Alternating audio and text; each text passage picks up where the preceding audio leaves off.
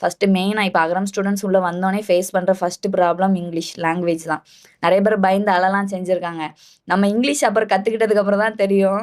அவங்க பேசுறதுமே மிஸ்டேக்கா தான் பேசுறாங்கன்றது நமக்கு அதுக்கப்புறம் தான் அதுக்கு தனியா தெரியும். கோச்சிங் மாரி குடுப்பாங்களா? ஆ அது ஸ்போக்கன் வந்து இங்கிலீஷ். லீவுக்கு அன்னைக்கு ஸ்போக்கன் இங்கிலீஷ் மாரி குடுத்தாங்க.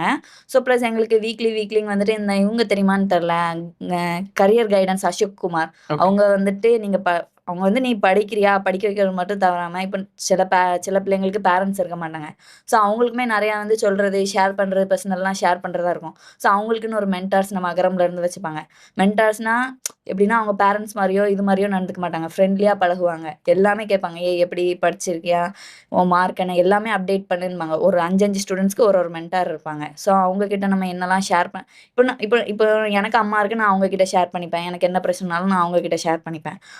அம்மா, அப்பா இல்லாத பிள்ளைங்க என்ன பண்ணுவாங்க? ஸோ அந்த மென்டர்ஸ் கிட்ட ஷேர் பண்ணுவாங்க. அவங்களும் ஸ்டடீஸ் ரிலேட்டடான ஹெல்ப்பு எல்லாமே பண்ணுவாங்க. எல்லாமே. "உனக்கு ஒரு ஃபினான்ஸா ஒரு ஹெல்ப் தேவைப்பட்டானா கூட என்ட்ட பெர்சனலா கேளு. நான் பண்றேன்." அப்படிம்பாங்க அந்த மாரி. ஸோ நான் ஏதாச்சும் அச்சீவ் அன்னைக்கு நான் எஸ்ஆர்எம்ல ஸ்போர்ட்ஸ்ல ஏதோ ஒண்ணு வின் பண்ணியிருந்தேன். ஸோ அவங்க கிட்ட காமிச்சேன். அவங்க இன்னும் அத வந்து அன்னைக்கு அந்த பிஹைண்ட் நோட்ஸ்லேருந்து இன்டர்வியூ எடுக்கும்போது அத சொல்லியிருந்தாங்க. என் பொண்ணு அச்சீவ் பண்ண மாரி எனக்கு ஒரு ஃபீலிங் கிடைக்குது அப்படின்ட்டு. அந்த மாரி சூப்பர். தான்.